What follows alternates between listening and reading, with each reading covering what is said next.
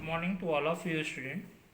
आज हमारा जो चर्चा होगा, टॉपिक होगी आपकी आर्टिफिशियल रेस्पिरेशन प्रोसेस पे। आर्टिफिशियल रेस्पिरेशन प्रोसेस जो है वो है क्या?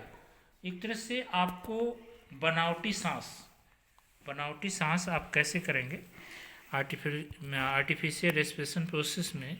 इसकी जो हिंदी होती है, ये जो है कृत्रिम श्वसन, जिसको या तो बनावटी सांस, मतलब अगर ऐसे जैसा आपकी देखे हैं कि वर्कशॉप में किसी एक्सीडेंट के दौरान किसी व्यक्ति को जो है कि सांस लेने में दिक्कत होती है या बेहोश हो जाता है या वो सांस नहीं ले पाता है, तो उस दौरान हम क्या करते हैं, उसको एक तरह से बनावटी सांस, जिसको आर्टिफिशियल रेस्पिरेशन बोलते हैं, वो हम देते हैं। और ये जो आर्टिफिशियल रेस्पिरेशन होता क्या है, ये एक तरह से हम उसको जो है कि पुनः रीजनरेट एक तरह से करते हैं उसको। जैसे मान लीजिए किसी दुर्घटना या रोगी है, वो सांस लेने में उसको परेशानी हो रही है, तो उसको हम कैसे जो है आर्टिफिशियल रेस्पिरेशन करेंगे कि वो अपने पुनः नॉर्मल अवस्था में आ जाए। अगर वो नॉर्मल अवस्था में लाने की जो प्रोसेस है, जो तरीका है, जो अपनाया जाता है, वही आपका जो है कि आर्टिफिशियल रेस्पिरेशन कहलाता है। आर्टिफिशियल सांस जो दिया जाता है वो कहलाता है। ये आपका जो मेथड है, मेथड ऑफ आर्टिफिशियल रेस्पिरेशन होता क्या है, ये कितने कितने प्रकार के होते हैं।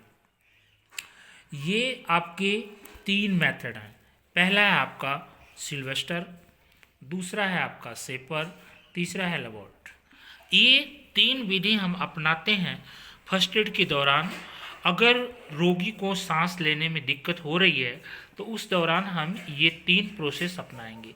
इसमें पहला जो हमारा प्रोसेस है वो हमारा सिल्वेस्टर है।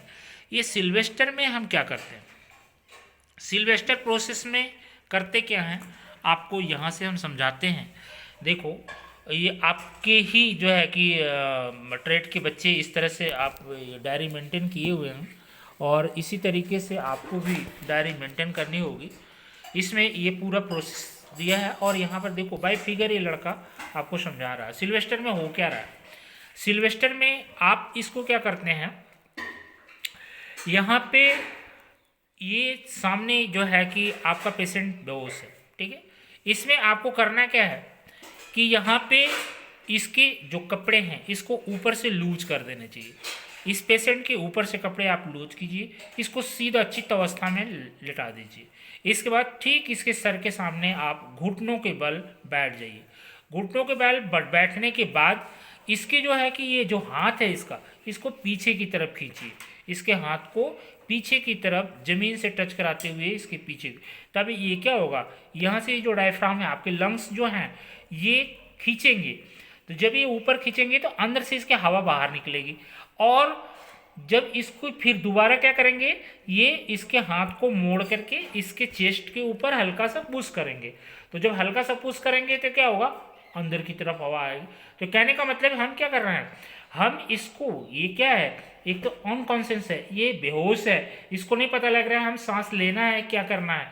क्योंकि देखो सबसे बड़ी चीज़ होती है, जो भी हम लंग्स में हवा देते हैं और हवा क्या करती है, वो हार्ट से जो हमारा जो है प्योरीफाइड ब्लड मिलता है, ग्लूकोज वो आपको ग्लूकोज के रूप में वो पूरे जितने भी हमारे शरीर के ऑर्गन्स, टिश्यू, सबको जिंदा रखती है। मतलब 3 सेकंड से ज़्यादा अगर ब्रेन को नहीं मिलता है तो उसके जो सेल्स हैं वो डेड होने लगते हैं। तो सिंपल सी बात है कि जिंदा रहने के लिए सबसे पहले अगर बेहोश से बंदा है तो उसको हम आर्टिफिशियल रेस्पिरेशन करते हैं।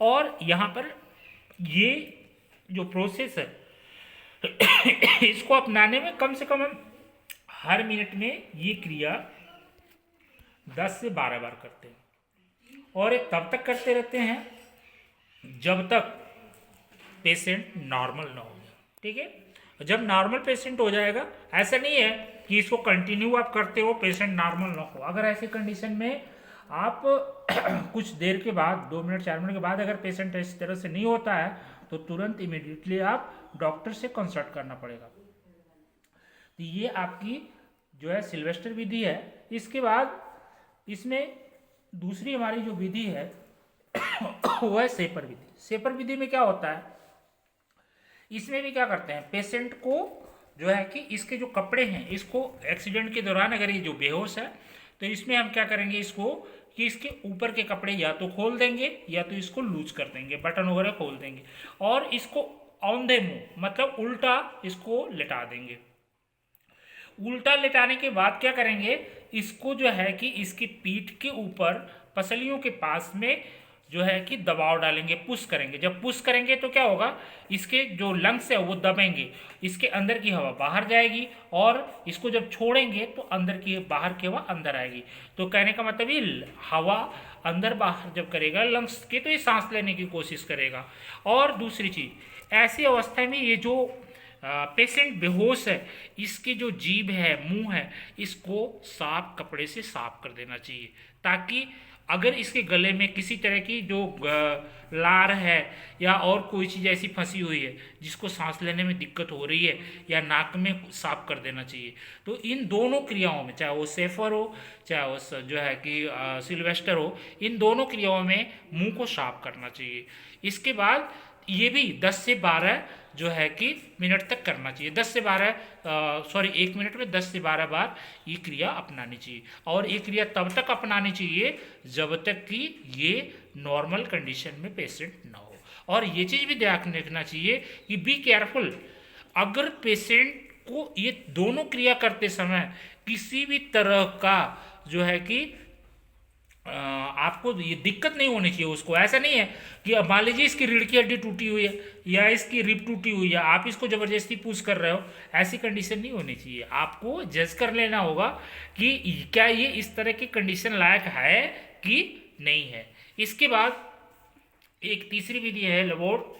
लेबोर्ट में आप यहाँ देखेंगे, इस विधि में भी यहाँ पर क्या होता है, अभी हमने सिल्वेस्टर और सेपर में क्या दिखा, एक को सीधा चित लेटा दिया और दूसरे को औंधे मुंह करके इसको हम बैठ करके पुश किए, तो जो है कि इसकी सांसें नॉर्मल हुई। लेकिन जो लेबोर्ट है इसमें क्या होता है कि कभी कभी ऐसी कंडीशन नहीं होती है, आप मान लीजिए कि इसके चेस्ट में या इसके पीठ पे चोट लगी हुई है, ऐसी कंडीशन हम नहीं कर सकते हैं और ये बंदा बेहोश है, तो उसको पेशेंट को बेहोश में लाने के लिए हम क्या करते हैं, सबसे पहले इसको सीधा लेटाएंगे। सीधा लेटाने के बाद इसको क्या करेंगे कि सीधा लेटाने के बाद इसको जो है कि इसके ऊपर के कपड़े लूज करेंगे। इसके बाद साफ कपड़ा से इसकी जीभ और इसके मुंह को साफ करेंगे। इसके बाद क्या करेंगे, हम ये चीज़ भी ध्यान रखना है कि आपके मुंह में किसी तरह का जो है कि घाव तो नहीं है या कोई ऐसी परेशानी तो नहीं है जिससे कि इसको दिक्कत होगी, ये चीज़ देखना है। इसके बाद क्या करना है, इसके मुंह में फूंक मारना है, और ये फूंक ज़्यादा देर तक नहीं है ना, हर 5 सेकंड के बाद ये फूंक आप मारते रहिए। और इसकी गर्दन को सीधा, इसकी जो देखिए आप यहाँ पे इसका जो बैकबोन है बड़ी नॉर्मली इसको सीधा करके रखिए, और इसको एक हाथ इसके फूंक मारते समय इसके गर्दन के पीछे लगाइए, ताकि जो है कि आप देखो यहाँ पे गर्दन के पीछे लगा हुआ है, ताकि ये क्रिया जो है कि भी 10 से 12 बार करनी होगी पर मिनट। और फूंक मारिए। फूंक मारने के बाद आपको कम से कम 5 सेकंड वेट करना होगा, ठीक है। तो ऐसी दौरान आप ये चीज़ें देखो, यहाँ पे लेबोर्ट जो है कि जो प्रोसेस हमारा है वो यहाँ पे इस्तेमाल करते हैं, ताकि इसको चेस्ट वगैरह या इसको बैक में चोट लगी है तो हम इस तरह से जो सिल्वेस्टर है या सेफर्ड है, ये मेथड अगर हम नहीं अपना पाते हैं तो हम इस तरह के मेथड अपनाते हैं। तो हम समझते हैं कि आपको बनावटी सांस किस तरह से पेशेंट को देना चाहिए, ये प्रोसेस अपनाना है। और इस टॉपिक में 3 मेथड हमने बताया आपको, पहला सिल्वेस्टर, दूसरा सेफर और तीसरा लेबोर्ट। इन तीनों कंडीशन में फर्स्ट एड के दौरान पेशेंट अगर बेहोश है, सांस लेने में उसको दिक्कत आ रही है, जब तक वो नॉर्मल नहीं हो जाता है तब तक ये प्रोसेस हमें अपनाना है, ठीक है। अगले जो है कि हम वीडियो में नेक्स्ट टॉपिक के साथ मिलेंगे। Thank you.